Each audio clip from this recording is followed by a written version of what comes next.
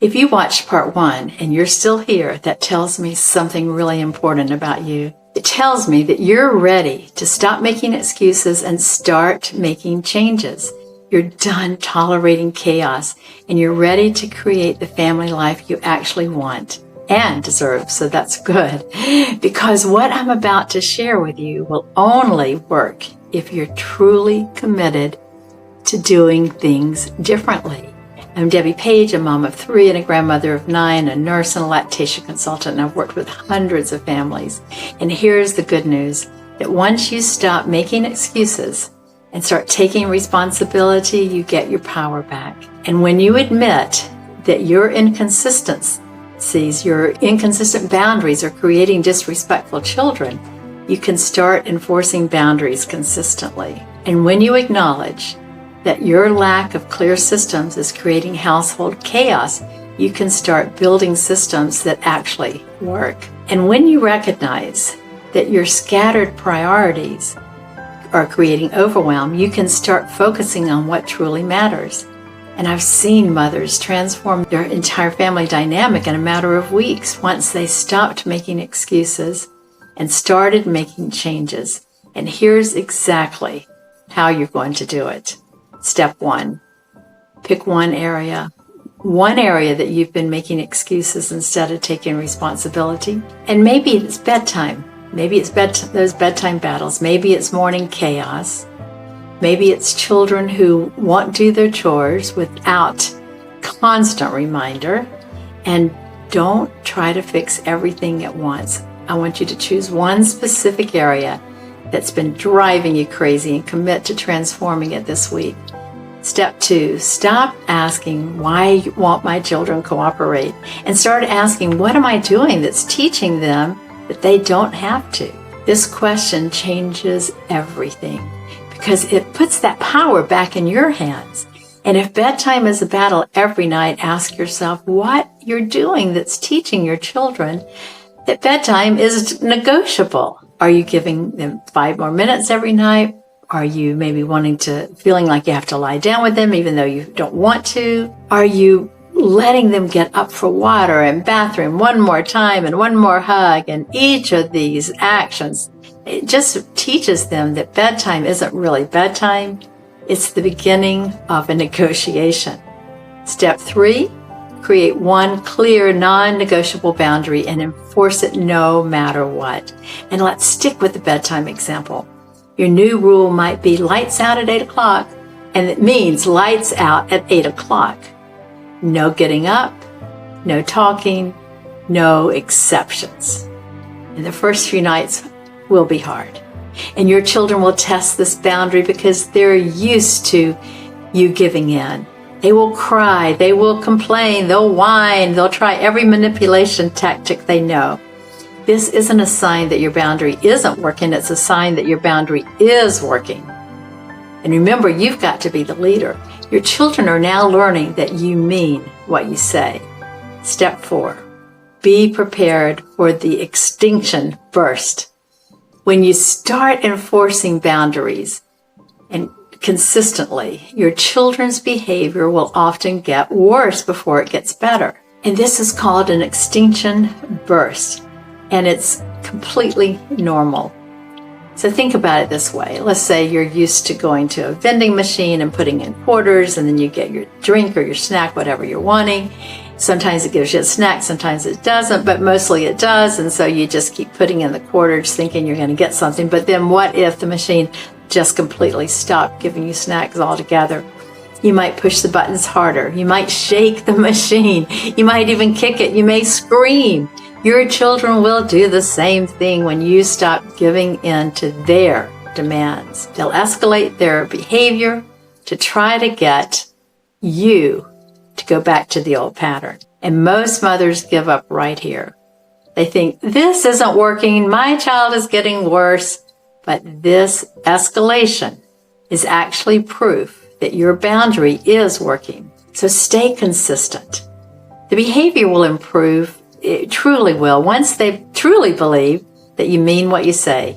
Step 5, create simple systems for the things that happen repeatedly, like Morning routines. If morning chaos is your problem, create a clear morning routine.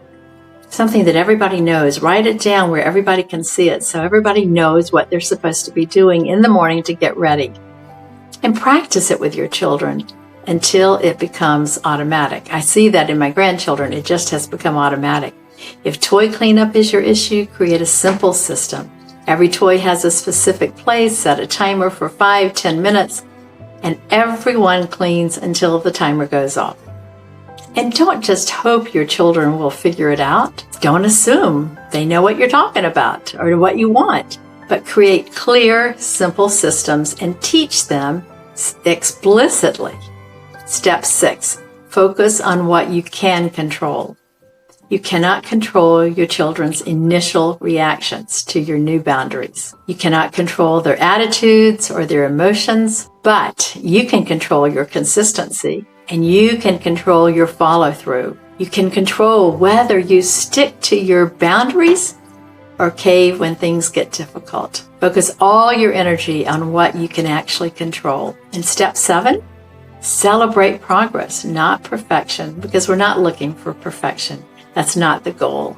The goal is to have children who can live in a very respectful way in a family culture where chaos is not there, where you're the leader and the children know they can count on you to mean what you say.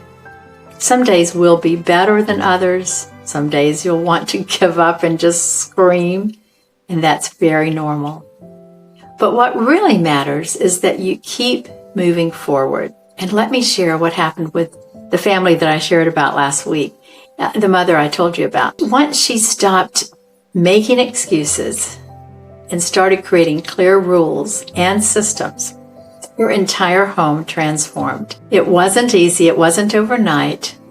Her children tested her every boundary she set. There were tears and tantrums and whining and moments when she wanted to just totally give up. But she stuck with it. She stayed the course. She stayed consistent. She enforced her boundaries no matter what. And she created simple systems and taught her children how to follow them. Within 3 weeks, she had a completely different completely different home. She had a peaceful bedtime routine. Toy cleanup was no longer a daily fight. Her children were doing it automatically. Morning chaos became morning calm. And the transformation, it wasn't magic, it was leadership. She became the leader. So here's your challenge for this week. Choose one area where you've been tolerating chaos. Create one clear boundary. Enforce it consistently no matter what happens. Don't wait for motivation. Don't wait for the perfect moment. Don't wait for your children to suddenly become cooperative, because that's not going to happen. Start today. Start with one boundary. Start with one system. Start with one area where you will decide you're done tolerating what you've been accepting. Your children don't need a perfect mother, but they do need a leader. They need a mother who takes responsibility for creating the family culture they deserve. They need a mother who says what she means and means what she says. They need a mother who loves them enough to set boundaries and stick to them even when it's hard. And they need a leader, not a friend. They need structure, not chaos. They need someone who believes in them enough to require their best behavior. You have more power than you're using. You have more influence than you're claiming. And you have more ability to create the family life you want, more than you're willing to admit. But you'll never access that power as long as you're playing the part of the victim. The chaos stops when you decide it stops. The disrespect ends when you stop tolerating it. The overwhelm decreases when you start making harder choices about what really matters. And what excuse are you going to stop making this week? What boundary are you going to set and keep? And what system are you going to create? Tell me in the comments below, and let's hold yourself accountable by sharing your commitment publicly. And if you're ready to stop playing victim to your family life, then you might also want to check out my coaching, because I know that a lot of us need extra help when we're trying to learn how to set boundaries. Many of us, not me, but many people grew up without any boundaries at all.